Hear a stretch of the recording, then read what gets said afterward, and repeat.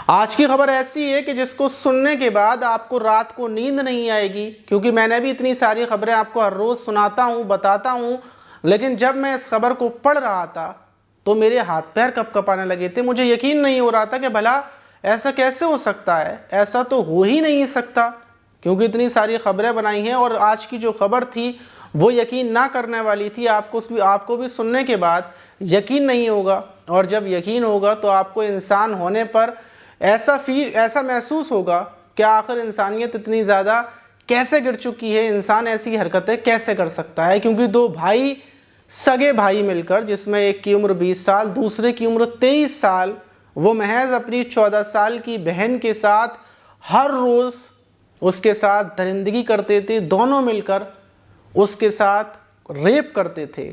और जब अब आकर बहन फ़िलहाल में 22 हफ्ते की, 22 सप्ताह की गर्भवती है, और अब इस घटना का खुलासा हुआ है। और जो उस 14 साल की बहन ने अपने ऊपर दरिंदगी की कहानी बताई, इस घटना की शुरुआत से लेकर आखिर तक, 1 सालों से वो लोग रेप कर रहे थे, जो कहानी बताई, वो कहानी जब मैं आपको मुंह ज़ुबानी सुनाऊंगा शुरू से, तो आपकी आंखों से आंसू निकलने लगेंगे। तो चलते हैं और जानते हैं पूरा मामला। तो दोस्तों, मेरा नाम माज है। उम्मीद है कि आप सब अच्छे होंगे, सुरक्षित होंगे। और जो आज की घटना है वो उत्तर प्रदेश के गाजियाबाद की एक कॉलोनी की है। वहां पर रहने वाली एक महज 14 साल की बच्ची, जो 8वीं क्लास में पढ़ रही थी, अपनी माँ और अपने 2 भाइयों के साथ रहती थी। लेकिन कुछ दिनों से उसके पेट में लगातार दर्द होता आ रहा था।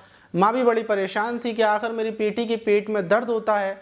और जब भी माँ शाम के टाइम वापस आती, क्योंकि माँ घर घर जाकर जो खाना बनाने का काम होता है वो करती थी, और जब वो शाम के टाइम आती और बेटी बताती कि माँ मेरे पेट में दर्द होता है, बहुत ज़्यादा दर्द था आज, तो माँ पास के ही मेडिकल से जाकर, क्योंकि अच्छा खासा कोई पैसे वाले भी नहीं और ज़्यादातर पेट में दर्द लड़कियों की जो पीरियड्स वगैरह होते हैं उसकी वजह से भी होता है, तो माँ को लगता है, माँ उससे बोलती है कि बेटा तुम्हारी हो सकता है इसकी शुरुआत हो और उसकी दर्द की वजह से हो। तो बेटी के लिए वो पास के ही मेडिकल से लाकर कुछ दवाएं अपनी बेटी को दे देती हैं। दवाएं बेटी खाती है, लेकिन उसमें आराम नहीं मिलता। फिर दूसरे दिन दर्द होता है। ऐसे ही काफ़ी दिन हो जाते हैं। और जब जो संडे वाला दिन पड़ता है, संडे वाले दिन 19 मई को संडे वाला दिन था, और वो माँ फ्री थी, माँ का छुट्टी थी, तो माँ बोलती है कि आओ आज तो मैं लेकर चलते हैं एक डॉक्टर के पास, वहाँ पर ले जाकर दिखाएंगे आखिर मामला क्या है।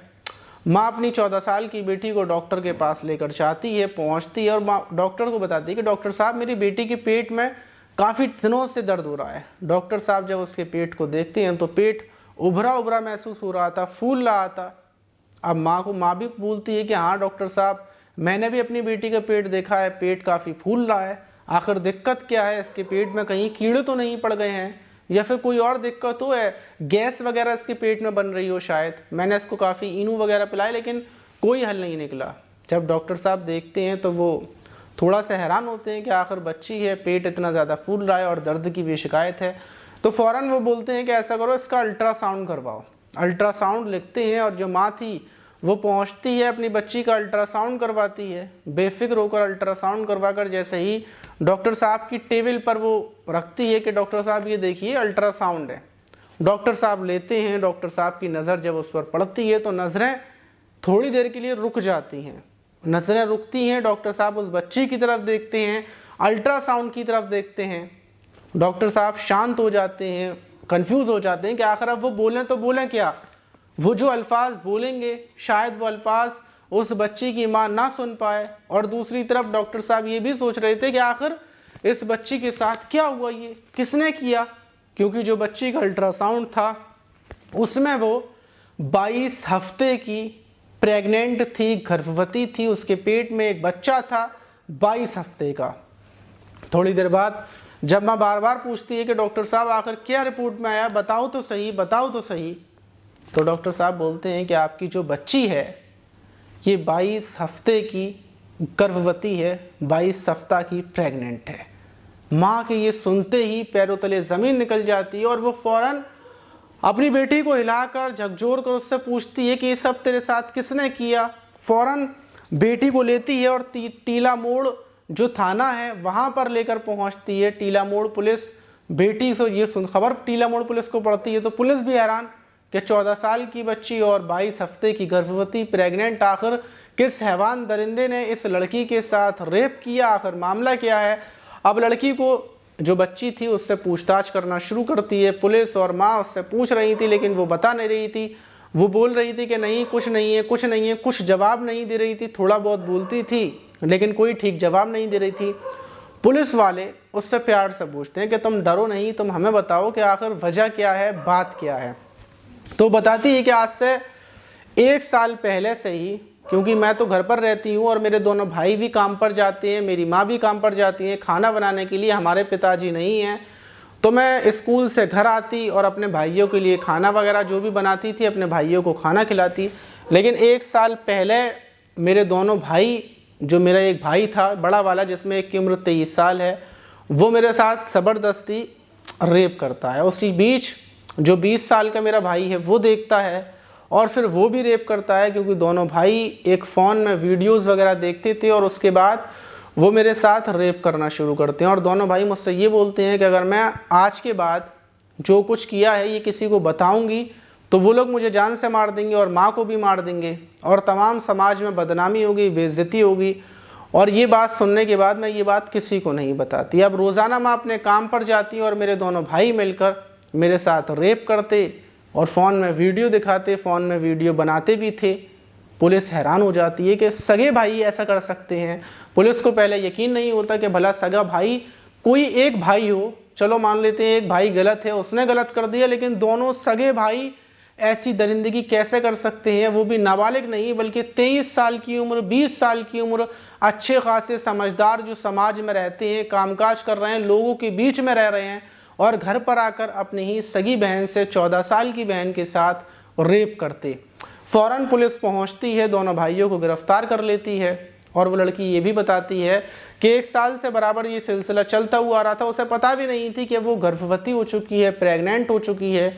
जब उसके पेट में दर्द हुआ तो ये अस्पताल की तरफ पहुंचे और उसने कभी अपनी माँ को ये बात इस वजह से नहीं बताई क्योंकि उसको जान से मारने की धमकी दे रखी थी। फ़ौरन माँ अपने ही दोनों बेटों के खिलाफ मुकदमा दर्ज करवाती है, मांग करती है कि इन लोगों के खिलाफ सख्त से सख्त कार्रवाई हो। अब दूसरी तरफ सवाल ये है कि आखिर जो उस 14 साल की बच्ची के पेट में जो बच्चा पला हुआ है उसको क्या किया जाएगा, उसको ख़त्म किया जाएगा या नहीं किया जाएगा, या फिर बच्ची उसको इस दुनिया में लेकर आएगी। फ़िलहाल में इसके बारे में कोर्ट की तरफ से क्या आदेश आता है, पुलिस क्या आदेश देती है, सब बाद में पता चलेगा, क्योंकि ये खबर अभी की थी, फ़ौरन अभी आई थी, फ़ौरन मैंने अभी आपको बता दी। लेकिन दोनों भाइयों को जेल भेज दिया। इस घटना को जब मैंने पढ़ा तो मुझे यकीन नहीं हो रहा था, क्योंकि पहले भाई ऐसे होते थे कि बहन के ऊपर अगर कोई आँच आ जाए तो भाई अपनी जान देते थे, भाई अपनी बहन की रक्षा के लिए सब कुछ कर जाते थे। यहाँ तक कि कोई भाई अपनी बहन को गंदी नज़र से देखना तक गवारा नहीं करता। अगर उसकी नज़र अपनी बहन की किसी चीज़ पर पड़ भी जाए तो वो शर्म से नीचे नज़र कर लेता है। बहन और माँ, इनके रिश्ते तो बिल्कुल अलग होते हैं, लेकिन भाइयों ने ऐसा कर दिया। यकीन ना करने वाली बात है। ये कहानी, ये घटना मैंने आपको पूरी बता दी, लेकिन मुझे अभी भी यकीन नहीं हो रहा है कि भला 2 भाई ऐसा कैसे कर सकते हैं यार, कैसे कर देंगे। और अगर किया भी है, उन्होंने किया है, तो उनको सज़ा कितनी कठोर मिलनी चाहिए, इतनी ख़तरनाक मिलनी चाहिए कि उस सज़ा से और लोगों को शिक्षा मिले और लोग जो सुने खबर तो किसी इंसान के अंदर, जो लोग, ऐसा नहीं है कि मतलब इन लोगों ने गलत कर दिया इसके बाद गलत नहीं होगा, और भी लोग गलत करेंगे, लेकिन अगर वो गलत करने वाले होंगे और उनको इनकी सज़ा के बारे में पता चलेगा कि उनको सज़ा इतनी ख़तरनाक मिली थी, तो जो आगे गलत करने वाले हैं वो फिर गलत नहीं करते। जैसे एक क्लास के अंदर काफ़ी सारे बच्चे हैं, कोई उधम कर रहा है, कोई शैतानी कर रहा है, टीचर ने आकर एक बच्चे को जिसने गलत किया उसको बहुत बुरे तरीके से पीट दिया। मतलब इतने बुरे तरीके से कि जितने भी स्कूल के क्लास के अंदर बच्चे थे वो कपकपाने लगे। जो गलत नहीं करने वाले थे वो भी कपकपा गए और जो गलत करने की सोच रहे थे उनकी भी हालत ख़राब हो गई। अब जितने भी क्लास के अंदर कोई बच्चे हैं जो गलत करने की सोच रहे हैं, जब भी वो गलत करने वाले होंगे तो आपको पता है वो ये सोचेंगे कि वो टीचर हमें बहुत मारेगा अगर हमने गलती से भी कोई गलती कर दी, तो इसीलिए वो गलत नहीं करेंगे। इसीलिए मेरा कहना ये है कि हमारे कानून को इतना सख्त बना देना चाहिए कि जो लोग हद से ज़्यादा गलत करते हैं तो उनको तो ऐसी सज़ा मिलनी चाहिए कि जो इबरतनाक हो, जो दूसरे लोग देख कर उससे कुछ हासिल करें। आप इस घटना पर क्या बोलेंगे कमेंट बॉक्स में ज़रूर बताइएगा। इससे पहले वाली वीडियोस में ढेर सारे लोगों ने कमेंट किए हैं, हमने उन लोगों के सब लोगों के नाम लिख लिए हैं। अब अगली वीडियो में सारे लोगों के मैं जवाब दूंगा, तो जल्दी से आप लोग जाएं जो जो इस वीडियो में हैं, कमेंट कर दें और उन दोनों लड़कों को क्या सज़ा मिलनी चाहिए आपके हिसाब से। अगर मैं आपके हाथ में दे दूँ तो आप उन दोनों भाइयों को क्या सज़ा देंगे, कमेंट बॉक्स में ज़रूर बताइए। मिलते हैं किसी और वीडियो में।